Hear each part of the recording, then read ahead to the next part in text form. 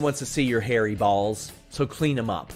Manscaped.com and the code FIGHTFUL is taking care of you. Maybe you're just looking at yourself and you're going, I'm too far gone, there's nothing I can do. Manscaped's got you covered. And you might say, but Sean, there's just so much, where do I begin? Manscaped.com and the code FIGHTFUL, that's where you begin. That's where you go.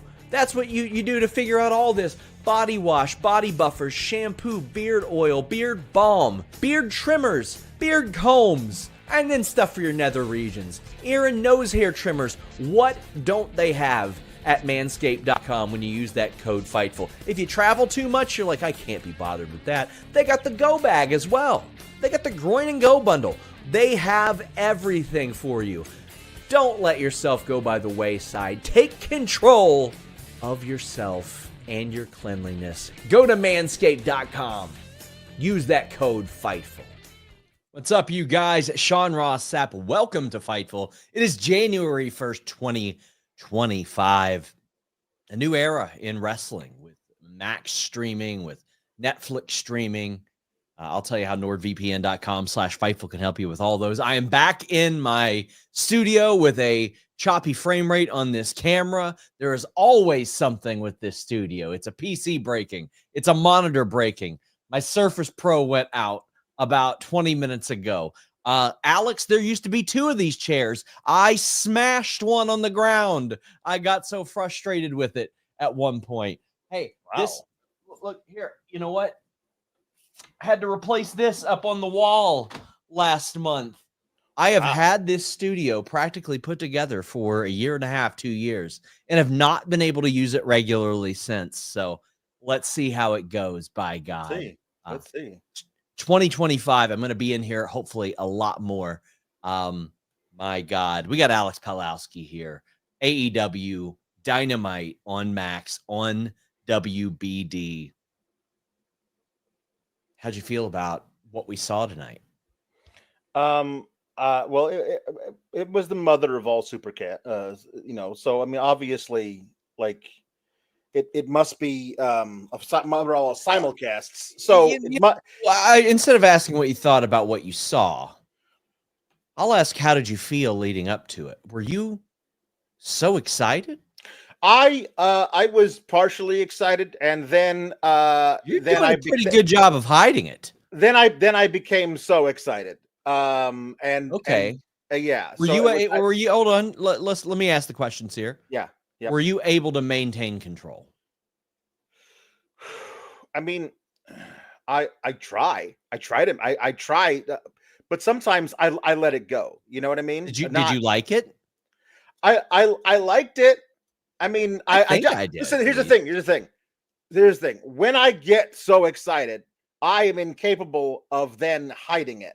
So I try to make sure I don't get so excited so that I can then hide the excitement. Let's talk about that right out of the gate. But first off, guys, leave a thumbs up. Tap the bell for notifications. We are going to add so much cool new content to this YouTube channel in 2025, including some well-produced videos and the like. If you have experience in editing and scripting those, hit me up. I'm looking for somebody. We're also looking for sponsors for those videos. But if you want your question or statement read on the air from one of the guys who reports, quite frankly, over half the wrestling news that emerges in the wrestling industry, and a guy that wears Christmas lights, well, by God, you're in luck, because you can send a super chat or a humper chat.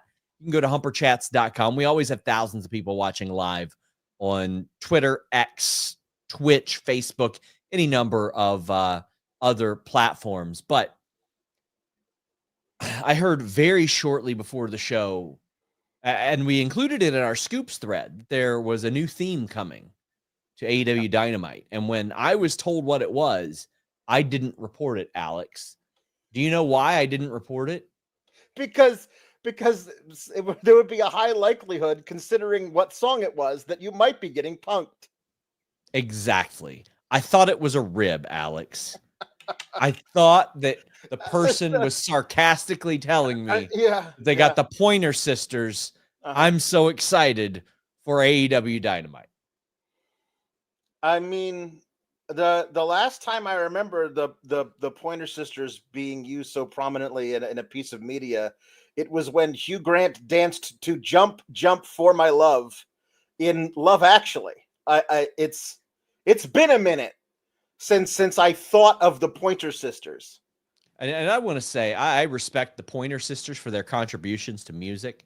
Yes. But I was a big Beverly Hills Cop guy, and there was way too much of the Pointer Sisters in that series. Like I had my fill of the Pointer Sisters watching those. Yes. I don't know that I needed this. Now, I will say this. The brief glimmer of a moment of which I took this seriously as a theme song for hearing it, I thought, man, that's a terrible idea. I will say that seeing it in execution, it was far less corny than I had anticipated. However, my expectations of corniness were so far off the charts, it was going to be difficult to live up to that. Yeah. No, I mean, honestly, I feel like it could grow on me. I just when there's a certain kind of vibe of excitement that you get from the Pointer Sisters, and to me, it's not well-dressed man stabs another fella in the forehead with a pair of scissors. You know, like that's a different kind of excitement vibe than the Pointer Sisters are giving out. But yeah, that was something. So let's talk about the music choices here. I am not saying we have to go back to the days of Limp Bizkit and Saliva, although pretty good. Listen, they're in vogue now. They are popular again. What's the Union Underground doing? Like, can we get those boys on the horn and figure out if they can cobble together something? I don't know. That was a pretty good song. It was, and I'm like, okay. When you and I were talking off the air, I'm like, Elton John, he's great. He's great. He's a legend. The song is about fighting.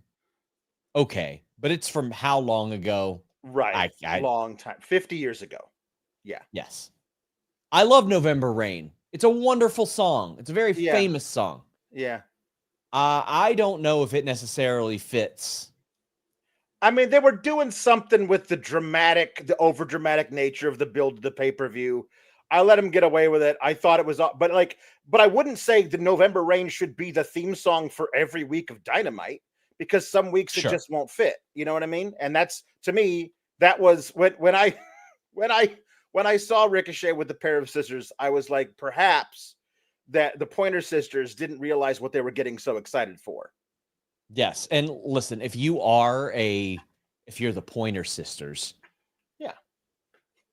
obviously you're like, hell yeah, run me that coin, friends. And I mean, usually one of the benefits of something like this is just you cultivate an entire new generation of fans. Listen, I don't think the Pointer Sisters are going to see their Spotify streams shoot up that much over this. I don't know. Although I will say this, like Downstate made a career of it. Like Alter Bridge were already successful and had, some really brilliant musicians involved. But objectively, it cultivated a generation of fans for them as a result of their Edge theme. Yeah. I don't know. Man. Don't know how I feel about it. Listen, it is a song that quite literally everybody is at least familiar with the terminology around, even if they haven't heard the song itself. Right. I mean, it's a part of our lexicon. Jesse Spano even introduced it to a whole new generation of people. But that generation was 30 years ago, Alex. Yes, that's true. When your song was introduced to a new generation, and that generation was 30 years ago, perhaps the song is too old to be used now. Just maybe. I'm not saying definitively, but I'm like, man, Royal Blood is around. Like, you've got some good bands that are still out there.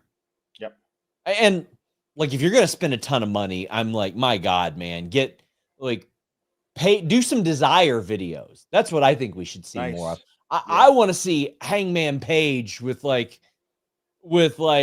Nas X Rodeo or Rihanna Desperado, something like that. Like videos like that. I think those would go a lot longer than and somebody says Royal Blood. Really, Sean? Yeah, they're a great band. Eat my ass. But like they're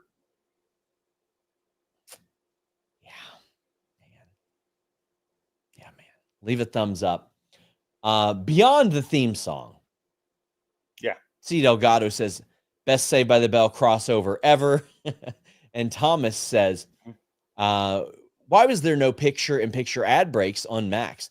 I don't have the answer to that. I mean, they went commercial-free for about the first 30 minutes. And something we had reported on Fightful Select, they had made it clear to AEW that they wanted the Cincinnati show in 2 weeks to be an important one. I think it's something advertising related. That's why they're doing the Maximum Carnage. That's why they're doing the world title match with, in Moxley's hometown at that. Right. But I'm not sure on the commercial things, but listen, if you're tired of commercials, get that NordVPN.com/Fightful. Mm-hmm. Get Triller. Yep. And then don't worry about it. Don't worry about it. Somebody says, are you spending this much time talking about a song? Yeah. Well, guess what? There's about, I don't know how many other AEW Dynamite reviews if you don't like it, but yeah, we are spending this much time talking about a song. Yeah. And then we'll talk. Well, what? I'm sorry, Arthur. Does that not excite you? Were you not able to maintain control? That's what I thought. That's what I thought. Keep stepping, buddy. Matty Nice says, SRS, why isn't number 9 in the CPOTY conversation? I don't know what you're talking about, Matty Nice. College player of the year? College player of the year. I don't know who number 9 is. Is this football? Is this football? I don't follow college football. No.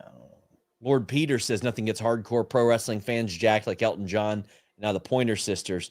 Who's lined up for Shockwave? Cyndi Lauper? Cher? Ooh. Give my granny her record collection back, Tony. Listen, right now, Shockwave is just a theory. It's a hypothetical. It's not a real thing. No. But I'll tell you something that was a real thing. The good and bad of production, and I wouldn't even say the bad, just some things that I noticed. First off, LED boards are back. I like that. I like that they've got a combination of them.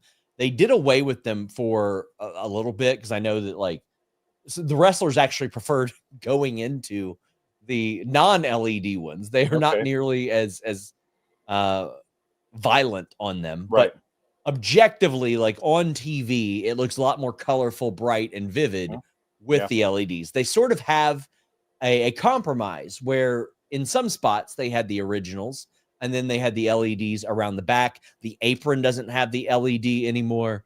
But the lighting on this show, Alex, was 2019, 2020-esque, and it's something that I bitch and moan about almost weekly. Show us that people are there. Let us see the wrestlers. This was the best looking Dynamite I have seen in probably a few years.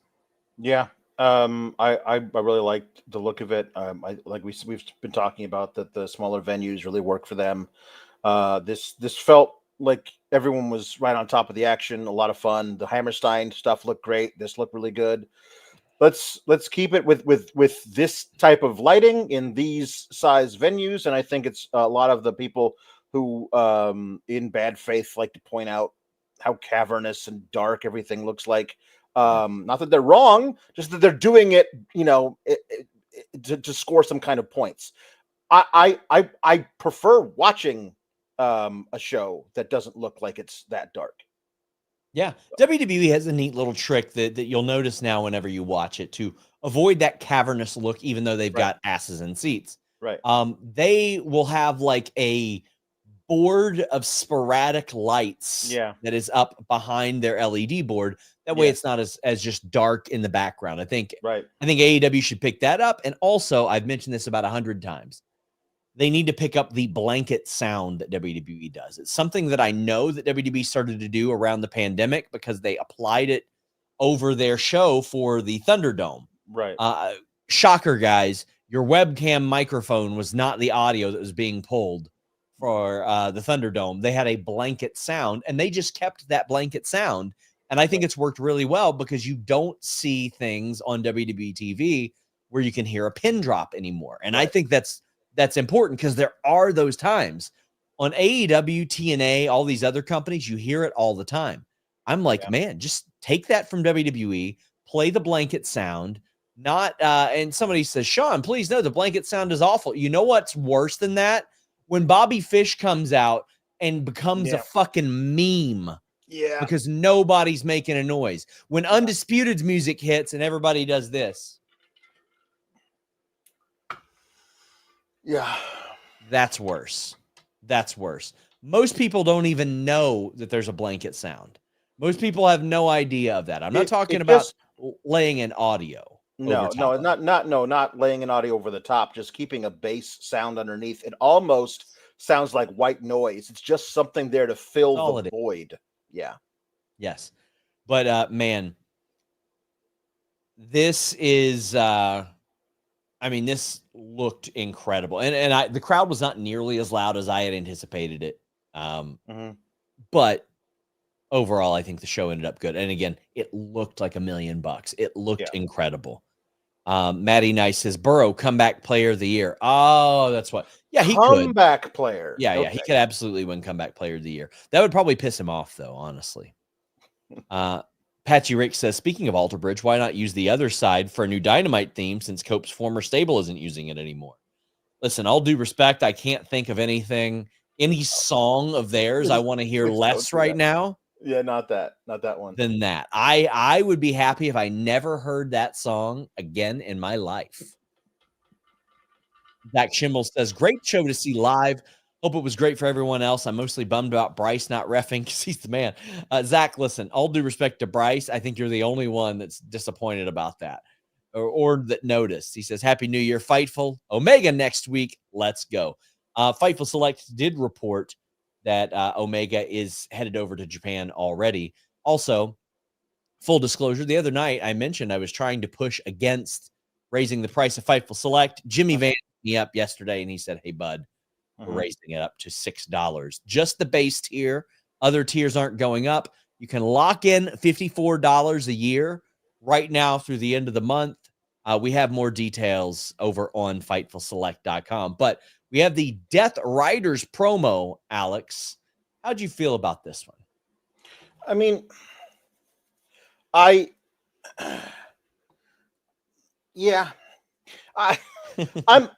the only one still writing for the Death Riders. I am the ride or die for the Death Riders, and I not that I can't see where everybody has problems with it. I just feel like they have too much of a problem with it. Like I'm still willing to let because I know this is a long-term story. This is not a story where you're like John Moxley attempts murder on Bryan Danielson and then holds the belt for 3 months.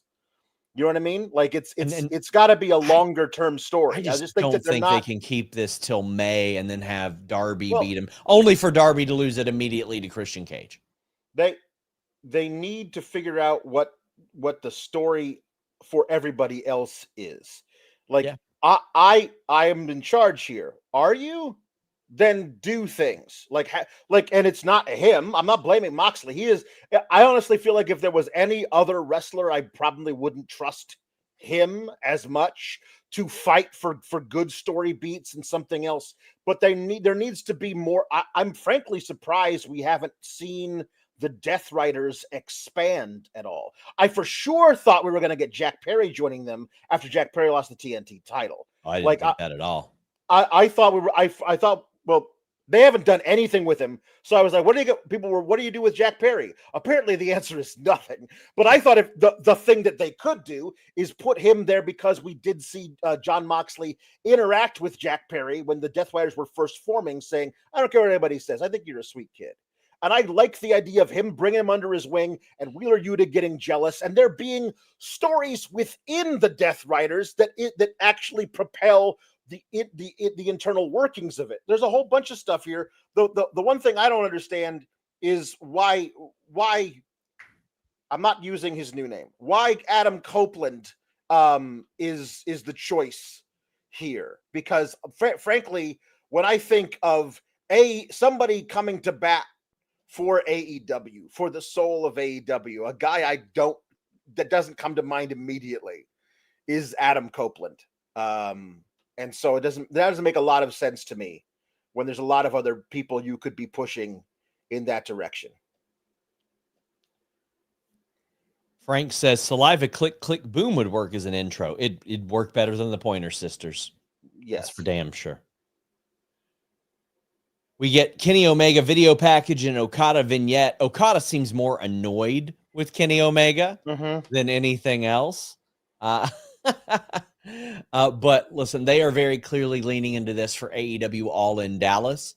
Yeah. I don't know how they can start that build now and keep it until then. Yeah. I think that is, I didn't like it when The Rock and John Cena teased it like a year ahead. No. So I'm definitely not good with AEW doing the 7-month thing unless they get real creative, unless there's some real great plan behind it. Any thoughts on this? I just think that Kenny Omega coming back, like the Young Bucks are absent. Yeah. The Young Bucks aren't there. Jack Perry's not there. The only guy from the Elite that tried to murder Kenny Omega with his own diverticulitis. They were like kicking him in the gut over and over again. They dumped him off of a stretcher while he was dying. Like, the one guy that is available for Kenny Omega to get physical revenge on is Kazuchika Okada. I don't understand why he would wait 7 months to do that. So it feels like that's got to come out of it sooner. The way you wrote Kenny Omega off of TV was incredibly violent and incredibly personal. He needs to get some kind of measure of revenge for that. Otherwise, I just don't feel like it's pro wrestling. So I don't know how we're gonna get that so late in the game. It needs to happen sooner to me. Chi-Town Spurs says, I'll take Pointer Sisters over 2000's Ozfest acts in 2025 any day of the week. I wouldn't. Give me Static X. Give me Drowning Pool, literally anything this millennium. New Lac City says, decent first episode on Max. Love where the storylines are headed. Not how sure I feel about the theme song. Maybe it'll grow on me. The look of the show, lighting, cameras is vastly improved. SRS will Max do picture-in-picture. So we didn't see that now. But again, I mean, I know that you also mentioned Triller here. Triller didn't have anything to do with the look of it. It was an AEW and WBD thing. But I would be surprised if they don't do picture-in-picture moving forward. But also, this deal may have prevented that. I don't know. If I were them, if I were an advertiser, I'd want picture-in-picture. I think that would be very good for them. Luis says, bespoke theme idea, use Dynamite by The Roots. Listen, I would love that. I love The Roots. I love The Roots. I also love this opening. Go ahead. Sorry. No, somebody mentioned AC/DC, Dirty Deeds Done Dirt Cheap. And I was like, well, it's Dynamite. What about TNT? Although it is on TBS. Yeah. I mean, I don't know. Son of a bitch. Yeah. Hangman Page defeated Orange Cassidy. I thought this was a great first match to open up the really good AEW match on Max era. My God, man, I just think this is good, and you need a guy like Hangman Page just winning a match sometimes on your TV show, and that's what this was. A guy who is largely protected in Orange Cassidy, or at least has been in recent years, and then, quite frankly, the guy who has been the main character of AEW Dynamite since its inception. Yeah. Adam Hangman Page. I loved everything about this. No, I loved it too. I honestly love the way it played out, and Hangman getting the win. Like, he's been kind of like in major singles matches since beating Swerve. He has not had great success. So I like him getting the victory here over Orange Cassidy, who's bulletproof and will always be so. I just don't know then what is next for both of these guys. It seems like Jay White is moving toward a rematch one-on-one with Moxley, probably at that Grand Slam show in Australia, since it's so close to New Zealand. But I don't know if maybe we just get this thing expanding. This Orange Cassidy doesn't let it go with Hangman, who was all too happy to continue beating up Orange Cassidy. I'm not sure exactly where both these guys go, but they're incredibly prominent members of the AEW Day One roster, and so they need to have something very important to do. because although I do believe the arguments are all not necessarily in good faith, like it's all just ex-WWE guys doing everything. Like, wait, come on. And so I get that is a perception. And one of the ways to make sure that's not perceived anymore is to keep guys like Hangman and Jay White and Orange Cassidy near the top of the card. Hangman attacks Christopher Daniels after the match. Yeah. Cool. Christopher Daniels isn't an EVP anymore. Doesn't matter. Yeah. Ivan says, Kenny wins the title from Takeshita for revenge and goes after Okada for revenge and the GOAT status. Ivan, I actually think that happens. I think that Kenny will win the international title from Takeshita, and then we will see at All In a unification bout, and one of those title belts will go away. I fully expect that. For sure. Vicky says SRS had an idea. Beth goes after Marina. Do you think, or maybe no? I pitched that. I mentioned that on Alex's show the other night. I think a quick way to end the Death Riders thing is, one, have Beth Phoenix neutralize Marina. And I long pitched this as a thing for MJF to be babyface, but it won't work now. He's already been babyface. But that Beth and FTR encourage Adam Copeland to recruit Christian Cage. And you may go, well, why would he do that? Well, because Jon Moxley is such a piece of shit that Adam Copeland relies on the only guy he knows that can out piece of shit Jon Moxley. Sure. And you might say, well, why on earth would Christian Cage do that? Because when on earth is Christian Cage ever going to get to cash in that briefcase with Death Riders running around? They wouldn't let him cash in before Moxley had the title. Much less now that he does have it. And I would love that. And then what I would love is Adam Copeland to screw Christian Cage out of his cash in. There you go. I think that would be a wonderful. That'd be excellent. I think it'd be really good. She also says, decided to give Kate all my love in 2025 since you hate Darby. My theme is Dirty Deeds Done Dirt Cheap by AC/DC. I'm done with AC/DC as an act, as a wrestling contingent thing. Like, I don't want them to make a new theme. I don't want them to TNT. I don't want them to be like, it's TBS. Yeah. I don't want to see any of that shit either. I'm done with them. I'm done with I mean, something like, I don't know, If You Want Blood, You've Got It would at least be more thematically appropriate than I'm so excited by the Pointer Sisters. Van Jiminator says, any update on Kevin Knight? Yeah, his deal's up this week. He's defending the tag titles this weekend. They're in no danger of that. He's already in Japan.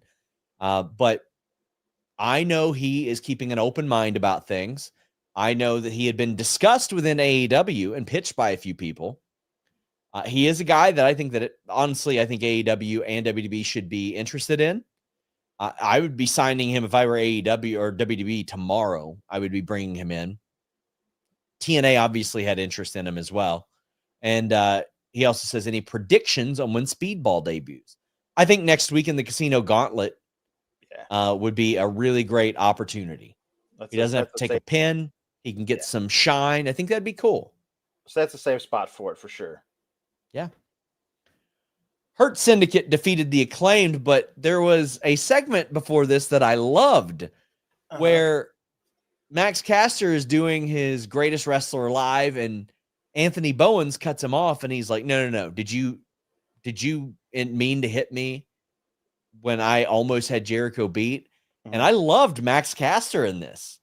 He did the thing that wrestlers should have done a long time ago. He's like, why'd you wait till we were on camera to ask me this? Yes. He's like, you've had days to ask me this. We literally prepped for this shot. You waited for that? And Bowens is like, don't change the subject. And I think that was Bowen's way of putting him on the spot. Like, he wanted a straight up answer. Yeah. But I love this interview. I thought it was decent. I like this a lot. Just let's do it. Let's no more, like, we are at the finish line. Let's break them up, for God's sake. We're at the finish line. I don't need 3 more weeks of this. Let's do it next week. I mean, even they should have done it today, honestly. But next week is good. If you don't do it next week, do it the week after that. on an episode of Collision, I'd be fine with. You could do like a little thing exclusive to Max, a little backstage segment that's only shown on Max. Just get it done. Get Bowen separated from Max Caster, and I'll be happy. Yeah, and Anthony Bowens did leave him high and dry and let an ass whipping happen. Now, it was Caster referenced. kept tagging himself in because he like, yes. So Bowens was like, okay, fine. You want to wrestle so badly? Have Bobby Lashley all to yourself.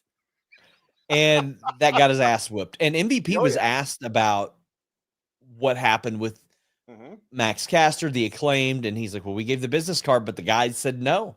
They said they don't want him in there. They don't want him. Yeah. I here's the other thing. I mean, I'm obviously kayfabe is kayfabe, but I feel like this is a special receipt. The special receipt being given to Max Caster for the time Max Caster played one of Bobby Lashley's sisters. I feel like that's probably right. Put that little Easter egg in there for me. Mercedes cut a promo. It happened. It existed. It was a thing. I liked it, and I really liked her video package of herself. That was great. With the number 4, number 6, and number 1 in the top 10 of women's matches.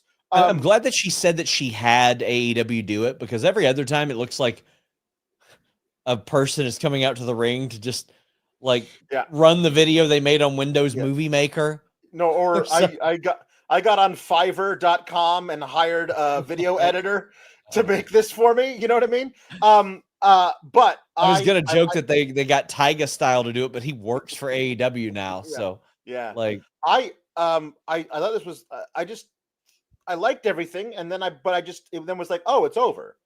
I fully expected there to be somebody comes out and interrupts and says, I'm your next challenger, and Camille or somebody. I thought, where the hell is she? Somebody, yeah.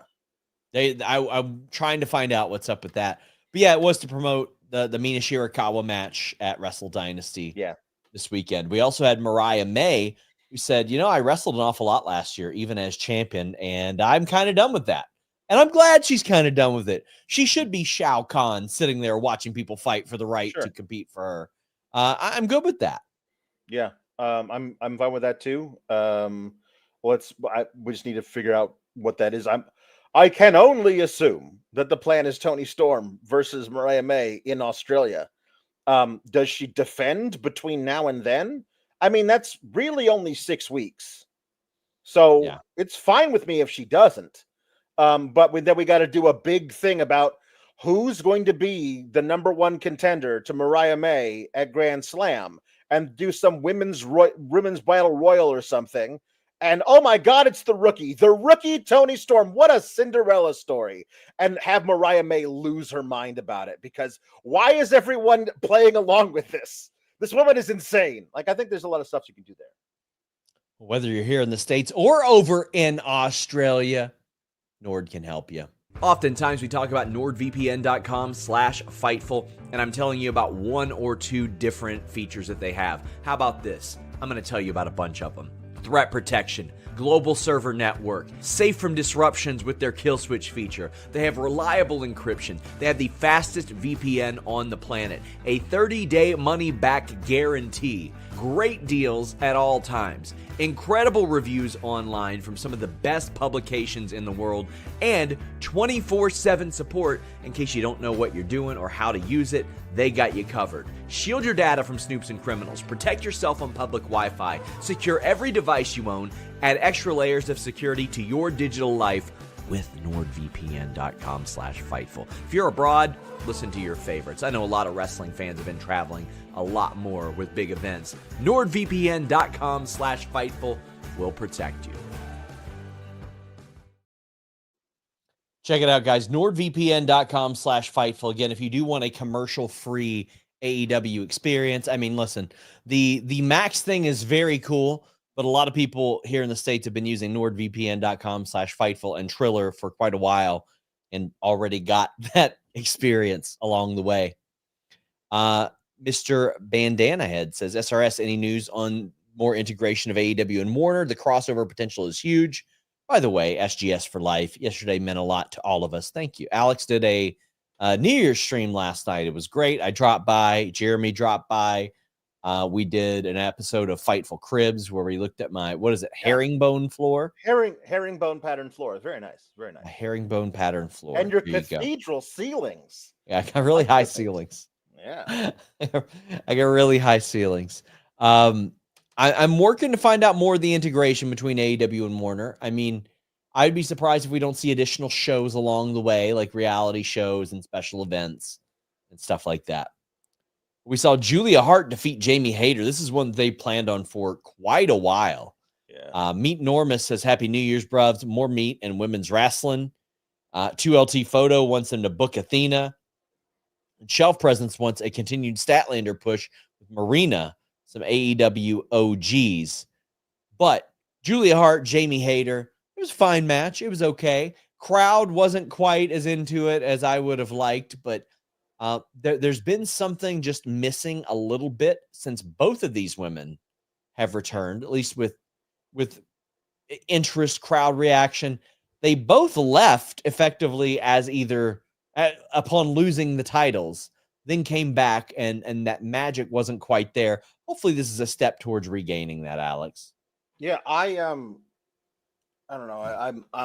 I'm a sucker for Julia Hart. Like she's good. Like she just does the character so damn well.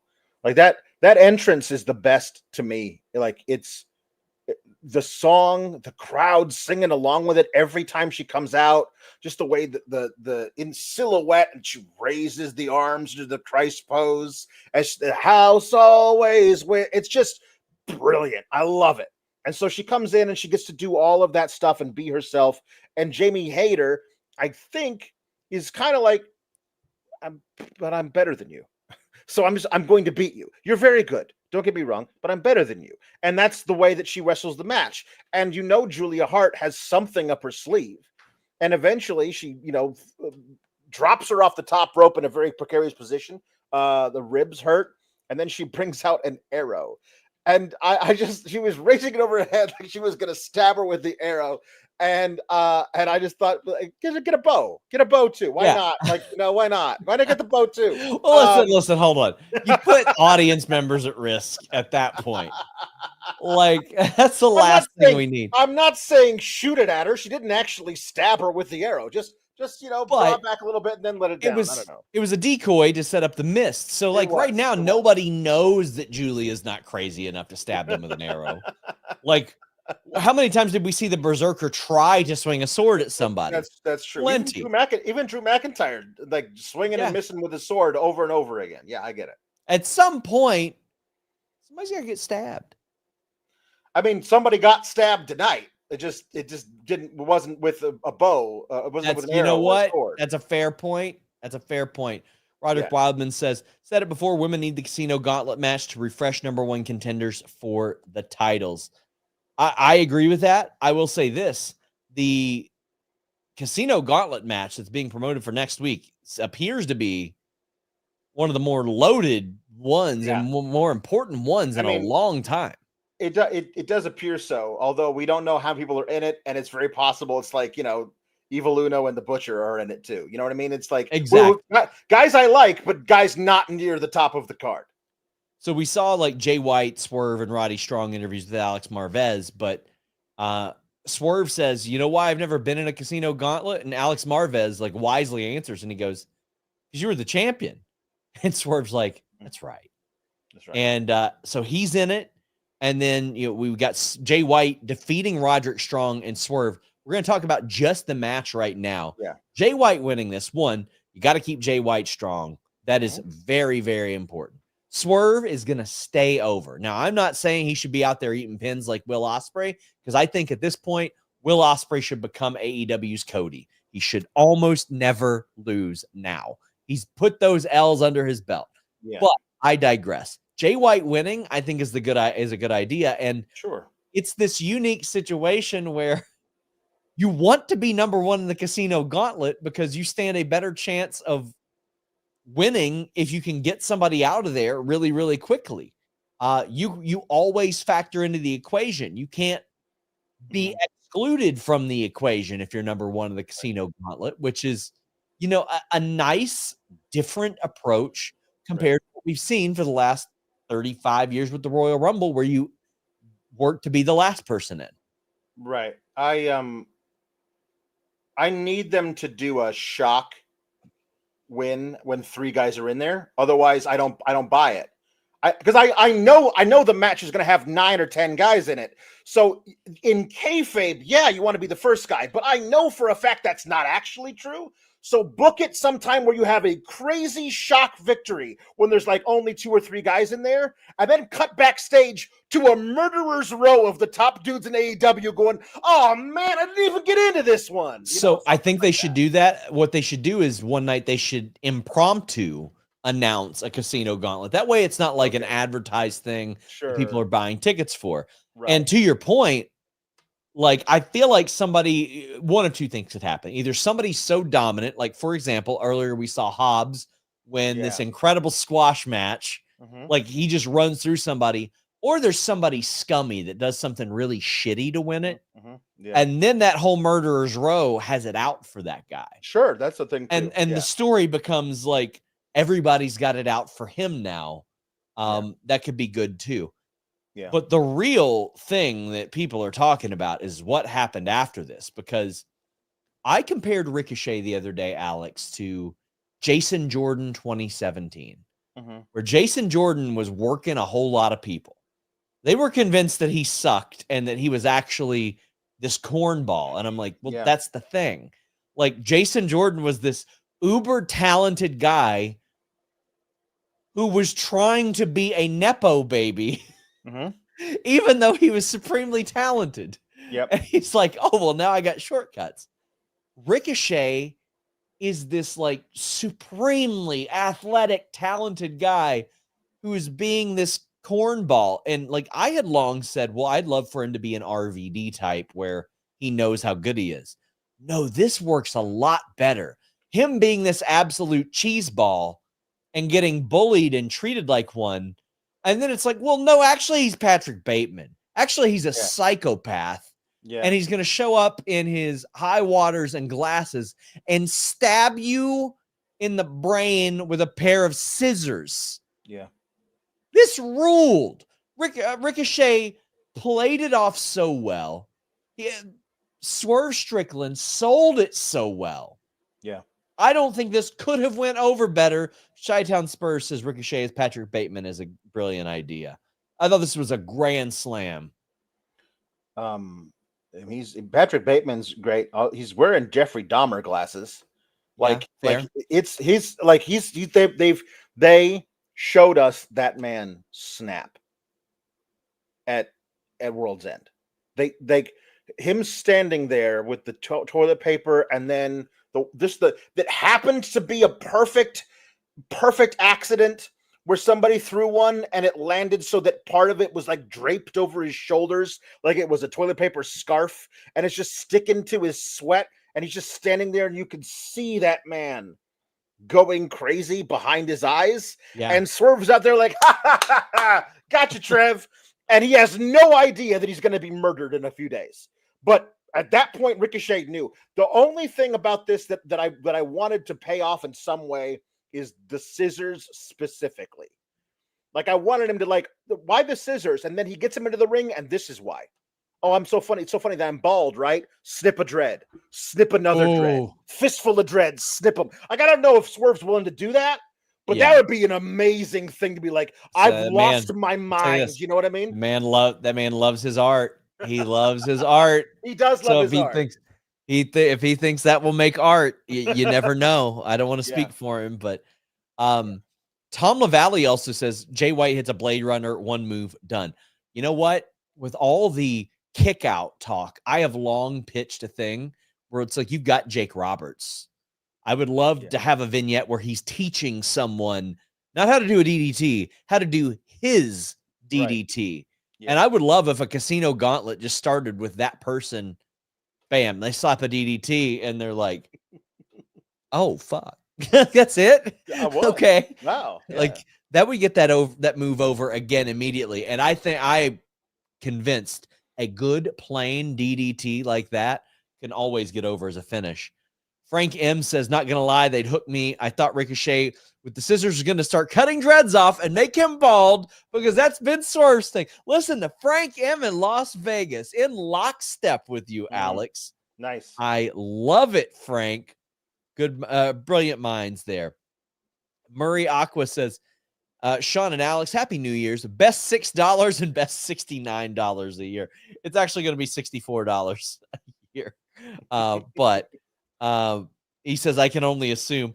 Watched on Max. It was such an easy way to watch Dexter Ricochet. Excited for 2025 and AEW after tonight.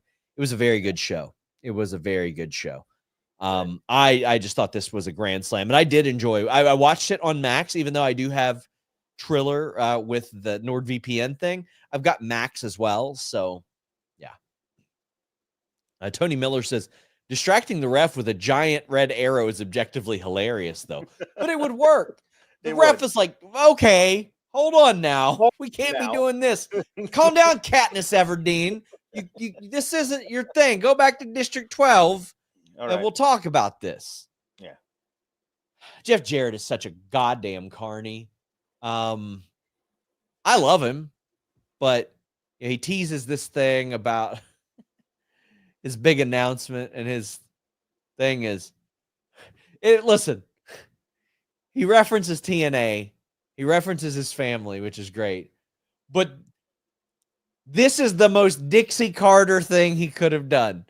I remember when she touted like this big announcement, and then she goes, I am thrilled to announce our new deal with Sony 6 in India. And we're like, we don't care. We don't care. But at least this served a purpose. Like, Jeff does, he's tugged at some heartstrings since the Owen. And this, I don't know how long this contract's going to be. What if he signed a 5-year deal? Like, don't you threaten me with that, man. Don't you do it. What if he signed a 5-year deal? Oh my God. He says that he signed his last talent contract and he's going after the world title, and he puts his name in the Gauntlet next week in Clarksville. 2LT Photo says, put another women's match here. Chi-Town Spurs says next. Yeah, go ahead. Finish it. Yeah, finish. Chi-Town Spurs says next week's shows in Clarksville, an hour out of Nashville, who just cut an emotional promo about wanting gold. Jeff Jarrett is winning the Gauntlet. Listen, I adore Jeff Jarrett as a person. I like him as a performer. I will not be going to that Cincinnati show if that is the main event. I mean, listen, if it was a Gauntlet match that he was declaring himself for that wasn't in Tennessee, and the title match that he got for winning that wasn't the following week, I would be a lot more confident in saying there's no way he's winning that Gauntlet match. But because it's in Tennessee, and because you don't have to do a 3 or 4 or 5 week build for the title shot, you just have him show up and do it. And Cincinnati is, I don't know how far from Nashville, but not crazy far. It's not like it's in Seattle. So, like, you know what I mean? Like, away. I mean, I'm just saying, I don't want it to happen either. 4.5 hours. I don't want it to happen either, but I don't think Jay White is winning it, because Jay White, I think, is getting the title shot in February. Yeah. So if it's a thing there and he can say, I want the world title, I don't think he's getting it, but he comes for the world title. This would be the very best way for him to get a title shot, in my opinion, because it wouldn't be like 6 months of like, I'm going to keep winning, and if I can win the next 10 matches, then you got to give me a title shot. I don't want to see any of that crap. Just get it over and done with. He ain't winning that title, because, I mean, that's the thing. He's not winning the title. No. Frank says, no hate on Double J will be tolerated. I mean, listen, I love him as a person. I think he's a brilliant wrestling mind, but yeah. Listen, Jarrett versus Darby is the main event of All In for Alex. No. This is the thing. Obviously, there's the salmon colored jacket. We saw a couple months ago, we saw AJ Styles in the pale blue colored jacket. We couldn't get Jarrett in a mint green jacket, something on the pastel family, just to like make it obvious that you were not going to actually retire. You got the boots and the guitar in the ring. just for you to come out and do this whole self-serving speech and say, there's hell no, I ain't retiring. Oh, my goodness. Couldn't this have been an email? I mean. Yeah. N. Simmons says, little rant. I don't know what Tony is thinking, not having any live promos outside of a pointless Jeff Jarrett one. Maybe it would have woke up the crowd more. I mean, it could have been shorter. If it was the swerve, you could say my family did an awful lot of stuff. Yeah, it could have been a few minutes shorter. He says, the Edge Big Bill joke would have hit better in the ring. Oh boy, do I have things to say about that. But that will come after this segment in Simmons, the MJF promo, where he says, thank God we're done with the Adam Cole story. He says what everybody's thinking. He's like, thank God we're done with that. And then he says, John Moxley's running around with my title, one that I shouldn't have lost, and he's hiding it. I want to show it off. He's like, you can do whatever you want to the company, but I want my title back. But he does it in an accent that makes me think that he's about to sing Grease Lightning. Like, I don't know why why the accent, but he's bloodied. He wants his title back. It's good. It's a clear direction. Yeah. And I appreciate him, like, because obviously the Death Riders are a heel faction, and obviously MJF is very much a heel. But that shouldn't stop him from wanting the other heel's title. So many times, like other heels don't even attempt to come after the title that a different heel has. Yeah.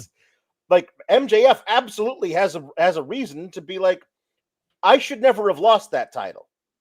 Look what happened since I lost it. The whole company's in the toilet. You know what I mean? Like, he's got this whole thing that he could easily be saying as part of a heel promo. I think it works. I don't know when or if he's ever going to get that title shot, but did he announce for the Casino Gauntlet? I believe so. I don't. If he did, great. I don't remember that. But I mean, if so, it's looking like MJF, Jay White, right? Copeland, Cole, O'Reilly, maybe Swerve, Hangman, like some big names could be in there. I think Ricochet and Swerve should be in there, and it should be a real Randy Savage, Jake Roberts Royal Rumble situation where Swerve is consumed by what goes on. Sure. Learning tree segment. They confront rated FTR. This is not 2000 Edge from Edge and Christian we're talking about here. I think he said that Big Bill had he looks stupid. He has a stupid face. Is that what it is? Your face is so stupid. Alex. Yeah. The constant reference is that those two look alike. Yeah. People called him Tej as Tall Edge for a long time. Or I've heard the Tej thing, but I didn't think Tall Edge. I thought they were saying he looked like Test and Edge were melded together and became. Maybe that's both. what I thought. Maybe you know what? It works either way. It works either way. Get your super chats, get your humper chats in because we have a name change to talk about. The rated R superstar Cope. Now listen, Adam Copeland does sound very pedestrian. I will admit. It does. Copeland, just Copeland. You just be the last name. I feel like we all know who that is. Cope, that's a verb that is often used on the internet. You know what I mean? I know. Like, it's just a weird thing. Like, now it's going to be used in a meme. Like, when people say Cope, they're just going to use him now. If he were to have a match against Moxley and lose, there'll be a meme of him laid out on the ground that says Cope. You know what I mean? Like, now this definitely does seem right now like a Walter Gunther thing, where it's like, I might not hate it as much down the line. I don't mind the announcers referring to him as Cope, like that's his nickname that you know him as around the arena. But the rated R superstar Cope doesn't make a lot of sense. My thing was if rated FTR really are going to go for the trios titles, then Dax and Cash need to change their name to match. They need to be Seethe and Cry More. Like, because if that's the thing that I see on the internet is Cope, Seethe, and Cry More is what everyone says in the comments. I think that that's now a trio. I think also, that's good luck with the SEO there. I was watching that interview with Mustafa Ali with Chris Van Vliet, and he said the reason that they took away his name was because crowds were chanting Mustafa and Ali. And I'm like, well, congrats. You don't have the precedence on SEO of Ali or Mustafa for that example, but together you do. Yeah. I don't know. I guess Adam Edgeland doesn't work, but Rated FTR did defeat the Death Riders. Matty Nice says, with Cope and Percy, God damn it, people are already calling him Cope. It's working. Says the WBD counter with Osprey and Harry Potter. Great show today. Hoping Julia's missed turns hater dark. Happy New Year. I think Kip Sabian should probably be in some Harry Potter contingent thing. I think he's the big fan. Yeah. Corey David says, did Adam try to get the Edge name back, and that's why WWE reclaimed it, similar to Christian with Captain Charisma? Well, Christian can always use Christian Cage. He just probably also wanted Captain Charisma if he could have it. WWE fumbled and left the Rated R Superstar out there. Right. And N. Simmons says, was Edge Copeland not available with copyright? No, they couldn't do Edge Copeland. That is too much of an infringement. But Frank M is not a fan of Cope. It sounds weird. Says, I really enjoyed the show, though. Nice lighting. Camera shots were great. Hard cam with new higher view. I was a big fan of the higher view. Yeah. And the different camera angles. Give me different camera angles all the time. Sure. A different one every week. Yeah. Ray says, why didn't they do Death Riders FTR for the trios titles? Because Pac wasn't there. I believe he's home right now.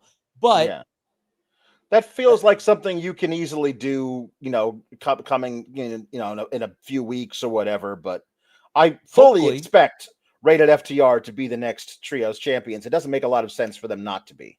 They should be, because those titles have been pretty worthless. Right. They've been hung up on the Death Riders because they're not defending the titles.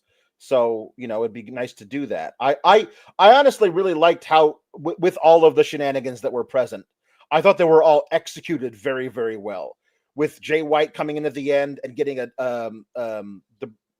switch, the Blade Runner on Yuta, and then running away, which caused Claudio to follow him, which left Yuta alone after Mox had been thrown through the barricade by Copeland. I thought this was actually well put together and executed pretty well with all the shenanigans they did. New Lac City says, guys, I don't get the Death Riders hate. Feels like people worked fantasy booked them into a corner thinking this was some secret plan or secret puppet master like Shane. Just a stable of guys kicking ass. Defend the trios titles, though, please. Well, that's because Moxley implied there was somebody they were working with. I think that may have been a thing that they were going to do, and then they realized that wasn't going to work, so they just dropped it. And forgetting that wrestling fans hang on every word, and will then, if anybody forgets, they'll remind other fans. Yep. And then it becomes a thing that now you got to do it. So get your super chats, get your humper chats in. We are heading down the home stretch here. Also, leave your comments, your questions in the comment section afterwards. I've been coming through and answering those. I mean, they did that.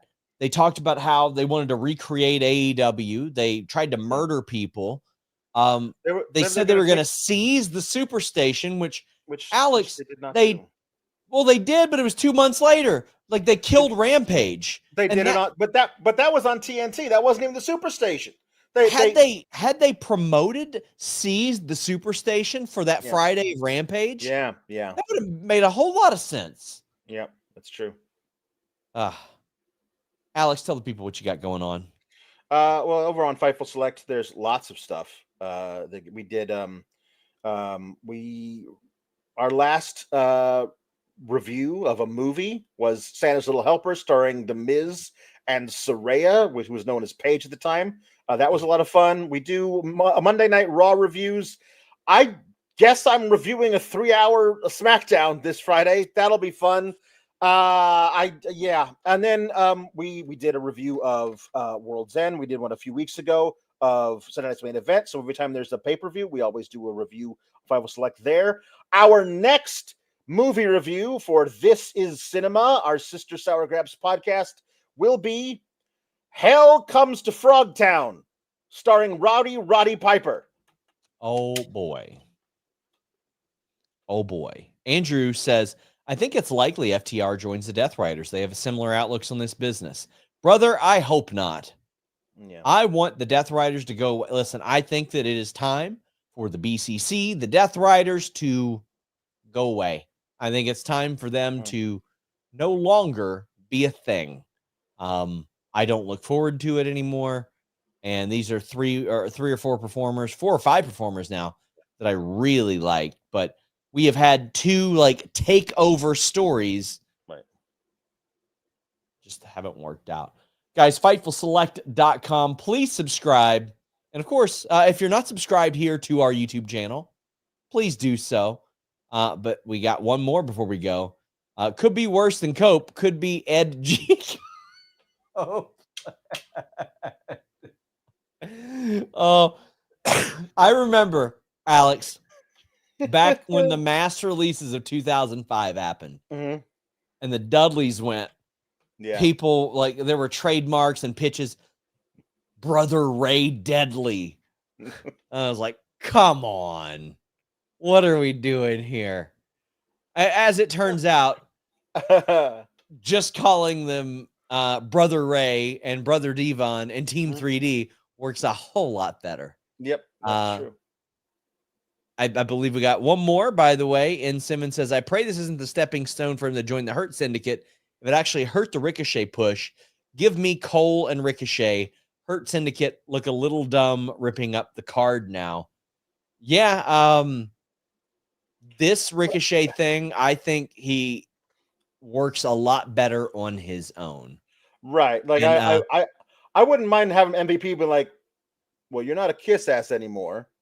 But frankly, we think that you are better doing what you're doing. By the way, you're doing it great on your own. And we'll be watching from afar, but you go get them, champ, because they don't want no piece of this. This dude stabbed people with scissors. We don't want no piece of this. Yeah. Yeah. And I think that he on his own is going to be just fine now. And a motivated Ricochet, I think, is very interesting. Jordan Scott says, I hope from Jeff Jarrett's speech, Mox takes offense, makes the decision to put him out because he doesn't have a choice. Yeah, I would love Mox to be like, you think that decision is yours? Like, I can decide if you retire at any point that I want. That's right.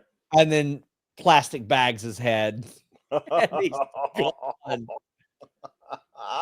And I could see John Moxley being John Moxley and being like doing it in Tennessee too, and being like, listen, I'm a compassionate man. If I shoot old Yeller in the head, I'm doing it in his own backyard. I love it. That way he can rest in peace where he lives. Have Yuta like handcuff Lethal backstage. Have Claudio take out Satnam Singh by himself. Yeah, Rita Shafir holding back. We just see him swinging Satnam Singh in the parking lot, just on a loop. One of the things that I really think they should have done during the Thunderdome era, we should have went to a commercial. Yes, with Claudio doing a swing and came back with him doing a swing. Missed opportunity. Mickle says, Static X mention appreciation tip. Listen, man, I'm a big bled for days. Push it. I'm with stupid. Loved Static X. My first email address, Alex, was staticxpowerman@hotmail.com because I like Powerman 5000 as well. Wow. How about that one? That one? Wow. That is okay. It's quite the bombshell, as they say. It is. Guys, thank you all so much. You all really showed up for this show with super chats, humper chats. Show up with comments as well. I would greatly appreciate it if you all left comments on these videos. It helps out our algorithm so much. It means so much. And again, we are adding like new style videos. I'm going to do some videos here in this studio where I walk you through the process of some of the interviews that I did, like this wild MJF interview that I did 5 years ago, going to Atlanta and Ford Field to interview Cody Rhodes. I'm going to be doing some behind the scenes stuff, like some elements and some stories that you guys haven't heard of. I'll give you a little taste. The day before Double or Nothing, I'm walking with MJF to do this interview, and Adam Hangman Page walks up to us, and he goes, "Hey, brother, it's me and you in the finals of at the end of the Battle Royal." And then MJF looks at Hangman Page, and he's like, "Hangman, I'd like to introduce you to Sean Ross Sapp of Fightful." And Hangman goes, "Oh, fuck."